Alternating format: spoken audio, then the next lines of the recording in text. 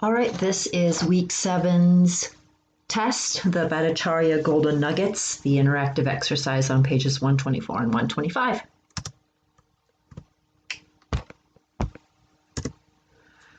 All right, for the first question was to talk about purpose. The purpose of my research is to explore, which is understanding how high school teachers in my state of South Dakota, which is a very small state, teach the core courses, English, math, social studies, math, and science, because all students have to take those in the small schools that South Dakota is made up of, with no gifted programming instruction, with no money for programming.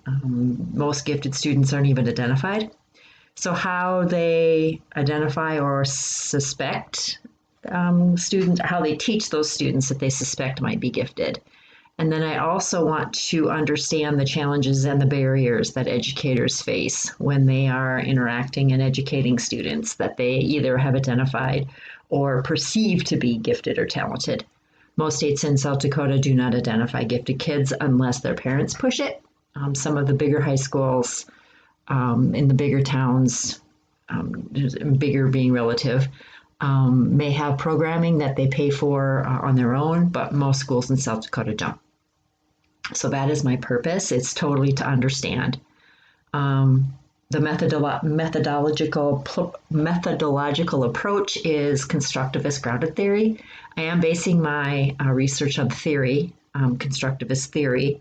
I'm not seeking to create new theory. I'm seeking to apply that theory to the research that I'm going to do. In the text, Bhattacharya says that constructivist grounded theory is ontologically relativistic, which basically means that I am going to understand or try to understand the realities of how teachers address the gifted and talented students. How do teachers really identify them? How do they, or do they ignore them?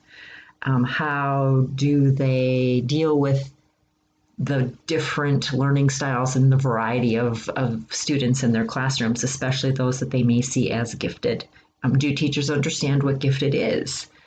So that's kind of where I'm going with the ontologically relativistic approach.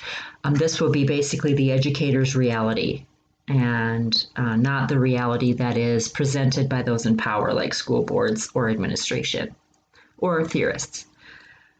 Each teacher that I interview or each teacher that fills out a survey is going to have their own viewpoint that's based on his or her reality when it comes to teaching. And I want to gather all of those truths and those realities and present what I call the real or air quote real picture of what teachers do with gifted students, or those students they perceive as gifted. And then the author also talks about epistemological subjectivism, which is the idea that we push standards, or we apply standards and beliefs of our own onto individuals, and that all of these individuals have different beliefs. And it could be a part of a community. It could be a part of their own personal beliefs. It could be the belief of a category of teachers, which is why I want to compare the different core subjects like science, math, social studies, and English. Do we see more teachers in English approaching their students in a more constructive manner to address the different learning types in their classrooms than we do in science, for example? So comparing those beliefs and those teachers' survey results and their interview results will help to determine that subjectivity or that subjectivism. The gains is the next part of this question. Back to the methodological approach. I want to look at multiple points of data, and those multiple points come from a variety of different viewpoints. So it'll be from teachers in a variety of schools teaching those 4 different areas in a variety from 9th to 12th grade. So we're going to see a variety. And so each of those different data points gives multiple perspectives about exploring and understanding the realities of teaching when it comes to students who are perceived or identified as gifted. My gains are to come up with a somewhat true and real understanding of what it means, whether it matches my suspicions or beliefs or not, of how teachers in small schools with no gifted programming and no funding deal with a highly functioning or highly gifted students in their classrooms, or if they don't deal. The next section dealt with gains. My gains are a real and true understanding, whether it matches my suspicions or not, of how teachers deal with small schools, or deal with students in small schools. I don't expect to create new theory, but I will be reacting with educators and to uncover how they interact. My alignment of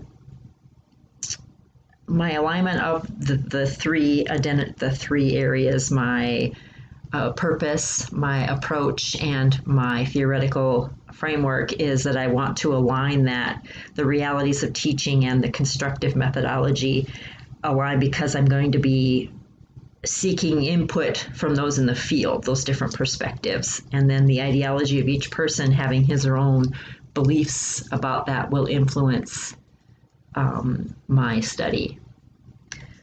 I will possibly be combining with deconstructivism. I know that kind of sounds counterintuitive, but deconstructionists, which I kind of like, I like the idea of the Matrix being the example of deconstructionist, because I am going to be approaching this from multiple viewpoints and multiple perspectives. So I may see different buckets in different areas where teachers are doing things or not doing things. I may see that there are common themes. So it will be interesting to have all of these different viewpoints create these multiple realities. That may be that, English teachers do it this way, but science teachers do it this way, or, I don't know what the results are going to be. I can predict what I think they're going to be, but I don't know if I'll be correct. So that's kind of combining with the idea that there are multiple understandings, and I know that there will be multiple understandings of my research questions, of the questions on the survey, multiple understandings of my interview questions. So all of that data will help me to coalesce some sort of ideas about what teachers are doing and where they're struggling. And then those multiple realities will then help me realize, what are teachers' beliefs about students, and especially gifted students. I need to know more about theoretical frameworks. I am thinking of constructivism as my framework, but I'm still struggling with that area of dealing with qualitative research. All right, so that's my bumbling way through this week's test.